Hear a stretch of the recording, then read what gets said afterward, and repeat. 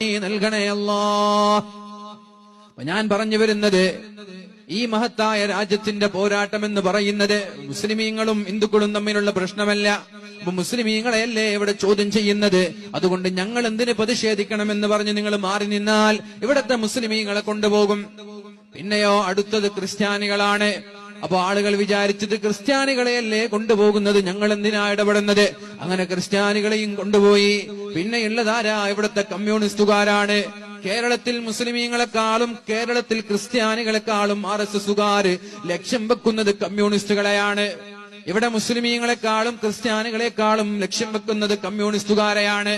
അപ്പൊ ഞാൻ പറയുന്നത്, അത് കമ്മ്യൂണിസ്റ്റുകാരല്ലേ, ഞാനൊരു കമ്മ്യൂണിസ്റ്റുകാരനല്ലല്ലോ, അതുകൊണ്ട് ഞാൻ എന്തിനാണ് പ്രതിഷേധിക്കുന്നത് എന്ന് പറഞ്ഞ് പ്രതിഷേധത്തിൽ നിന്ന് മാറി നിന്നു. കമ്മ്യൂണിസ്റ്റുകാരെയും കൊണ്ടുപോയി.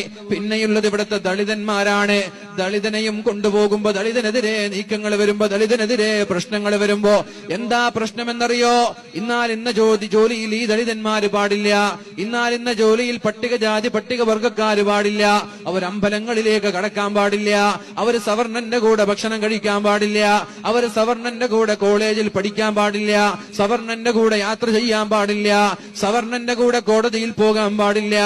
അങ്ങനെ പഴയകാല സിസ്റ്റം നമ്മുടെ നാട്ടിലേക്ക് തിരിച്ചു വന്ന ദളിതന്മാരെ, അവർണന്മാരെ, പട്ടികജാതി പട്ടികവർഗക്കാരെ നിരന്തരമായി ചൂഷണം ചെയ്യാനുള്ളൊരവസ്ഥ വരൂല എന്ന് നിങ്ങൾ ഒരിക്കലും ചിന്തിക്കണ്ട. ഇന്ന് തന്നെ പല ആളുകളും സവർണ ചിന്താഗതിയോടുകൂടി അവർണന്മാരെ മാറ്റി നിർത്തണമെന്നുള്ള ചിന്തയുള്ളവരാണ്. അപ്പൊ ദളിതന്മാരെയല്ലേ ഞാൻ എന്തിനാ പ്രക്ഷോഭത്തിൽ പങ്കെടുക്കുന്നത് എന്ന് ചിന്തിച്ച് മാറി നിന്നിട്ട് ദളിതന്മാരെയും കൊണ്ടുപോയി. അവസാനം നിന്നെ തേടി വരും മുഅ്മിനീങ്ങളെ, നിന്നെ തേടി വരും. ഇന്ത്യ രാജ്യത്തുള്ള സഹോദരങ്ങളോടാ പറയുന്നത്, ഇന്ത്യ രാജ്യത്തുള്ള ഹൈന്ദവ സുഹൃത്തുക്കളോടാ പറയുന്നത്. സഞ്ജീവ് ഭട്ട് എന്ന് പറയുന്നത് മുസ്ലിമല്ല, സഞ്ജീവ് ഭട്ട് എന്ന് പറയുന്നത് ക്രൈസ്തവനല്ല, നല്ല ഒരു ഒന്നാം തരം ഹിന്ദുവാണ് സഞ്ജീവ് ഭട്ട് എന്ന് പറയുന്നത്. പുറം ലോകം കാണാതെ മാസങ്ങളായി കാരാഗ്രഹങ്ങളിലാണ്. എന്തിനെന്നറിയോ? ഫാഷിസ്റ്റുകൾക്കെതിരെ സംസാരിച്ചതിന്റെ പേരിൽ. അതേപോലെ കണ്ണൻ ഗോപിനാഥ് എന്ന് പറയുന്ന നമ്മുടെ IASകാരൻ ഹിന്ദുവല്ല, മുസ്ലിമല്ല, അയാളൊരു ഹിന്ദുവാണ്. എന്തിന്റെ പേരിലാണ് UP-യിലെ പോലീസുകാർ അയാളെ പിടിച്ചത്? ഫാസിസ്റ്റുകൾക്കെതിരെ ശബ്ദിച്ചതിന്റെ പേരിൽ. അതേപോലെ മഹാത്മാ ഗാന്ധിജി എന്ന് പറയുന്നത് മുസ്ലിമല്ല. എന്തിനാണ് ഗാന്ധിജിയെ കൊന്നത്? ഗോഡ്സെ എന്ന് പറയുന്ന തീവ്രവാദി എന്തിനാണ് ഗാന്ധിജിയെ കൊന്നു കൊലവിളിച്ചത്? ഫാസിസ്റ്റുകൾക്കെതിരെ ശബ്ദിച്ചതിന്റെ പേരിലാണ്.